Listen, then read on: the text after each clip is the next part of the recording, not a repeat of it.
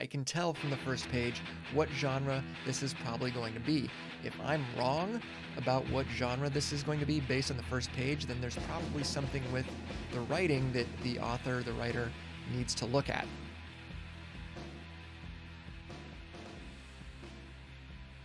Hi, I'm Tom Leveen, and this is FictionMentor.com. Saw a really good question on Quora the other day that I wanted to share with you. It goes a little something like this. How does a literary agent know from the first 10 pages if the novel is worthy or not? There's a lot to unpack here, actually. There's a lot more to unpack than there might seem at first glance. First of all, let's discuss the meaning of the word worthy. So let's talk about this word worthy. What exactly does the writer mean when she says worthy? Presumably, worthy means worthy to be published. It's a good novel, it's a good story, it's something marketable, it's something that an agent would be interested in, it's something that an editor would be interested in. Presumably, that's the meaning of the word worthy. The issue we have here is your first step in querying agents and editors is to make sure you are querying the correct person for your work. You don't want to send a horror novel to someone who exclusively represents romance, for example. So when we're talking about this, how does a literary agent know from the first 10 pages if the novel is worthy or not? Well, they know from the first page, certainly by 10 pages in, whether or not you have submitted the right genre to that agent or that editor. Most novels are going to be able to establish their genre well within the first 10 pages, oftentimes even within the first page. I run a service on Fiverr where I critique the first page of people's novels and stories, and every once in a while someone will say, well, how can you tell from the first page? And it's because when you read this many manuscripts and this many books, this many query letters or whatever, you get a sense for it. I can tell from the first page what genre this is probably going to be. If I'm wrong about what genre this is going to be based on the first page, then there's probably something with the writing that the author, the writer, needs to look at. A really good example is every Sunday night at 6 p.m. Pacific time, we do a show, a live stream called First Page Sunday, and it's just what it sounds like.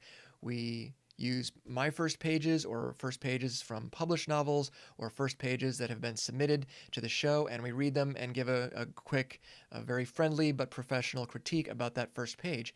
And more often than not, you will be able to tell what genre or come pretty close to guessing what genre this story is going to be based on the first sentence. Certainly the first page, and never mind 10 pages. By 10 pages into any book, we should be well established into what kind of book this is going to be. Because in those first 10 pages, you're establishing character, you're establishing tone, you're establishing voice, and a really good writer or a really efficient writer is probably even going to introduce the main conflict of the story. We may not know what it is for sure, but it's probably going to be there at least in the background, if not introduced outright. If you think about some of your favorite stories and go back and just read the first 10 pages, you will probably start to see that first of all, we're introduced to the main character, right? We know who the main character is. We know that they are headed into some kind of trouble, and that hopefully, more often than not, they are headed into trouble because of a choice they have just made that is going to forever alter the trajectory of their life. All of these things, generally speaking, are going to occur in the first 10 pages. If none of those things occur in the first 10 pages, then that's how a literary agent is going to say this isn't, quote unquote, worthy. Using the word worthy here makes me feel as though the writer believes that something can be objectively good or objectively bad, objectively worthy or objectively unworthy, and that's simply not true. I have never read Harry Potter. Sue me. It's just not my type of genre. It's just not the kind of thing I'm interested in. So I've never read it. I'm sure it's great. No offense to you Harry Potter fans out there. Super. I read stuff that you probably would not enjoy. So there is simply, frankly, no accounting for taste. That's something you're going to face when you do submit even to an agent who represents the genre that you're writing in. For example, maybe you have written a romance novel and it's a traditional contemporary romance and it has a happily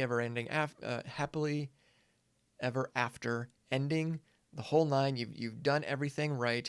All of your friends say it's good. Your beta readers, your critique partners, everybody says it's great, and you send it off to 20 or 30 or 50 agents, and they all reject you.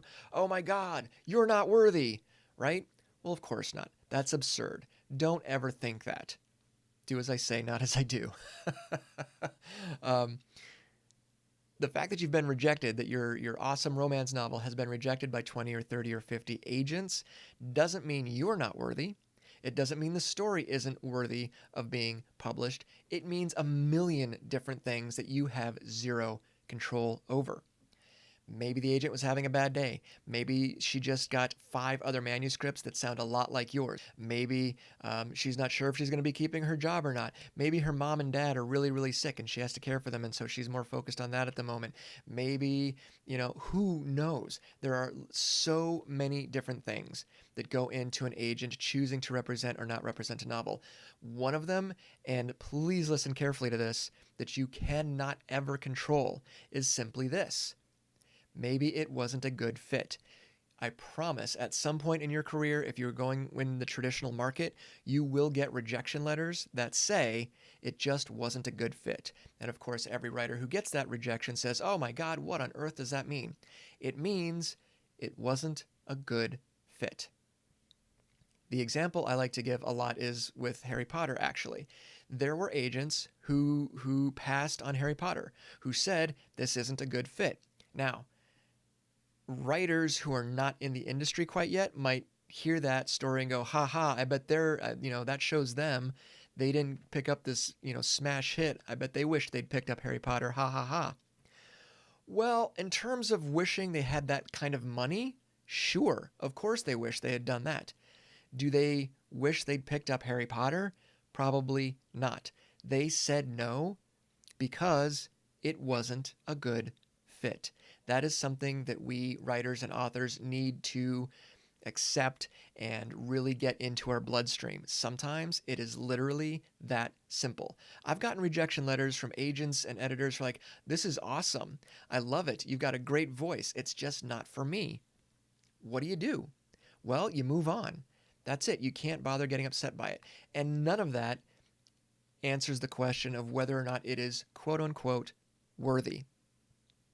You are worthy. Your story is worthy. Let's not use that kind of language. Okay. So the first 10 pages, again, we are looking at voice, character, conflict, tone. All of these things should be evident in the first 10 pages, and they shouldn't be misleading.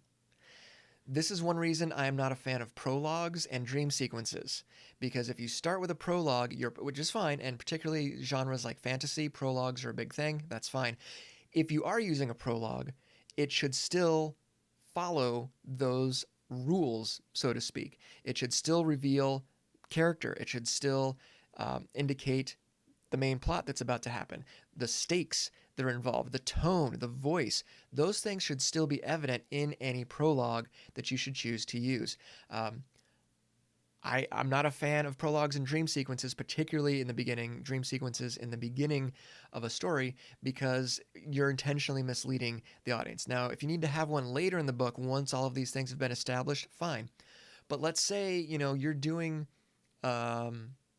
you're spending the first 10 pages and it turns out it's all a dream, and we don't find that out until page 15 or page 20, then the agent is going to read it and they love your dream sequence, and so they're going, oh yeah, send this to me. And you send it to them, and then they get to page 15 and go, oh wait, this isn't at all what you just said it was going to be. So now they're mad. You know what I'm saying? That's why I'm not a fan of that type of introduction. I think you're better served to jump straight into the story, to talk about it, to establish those things, and to not mislead the reader.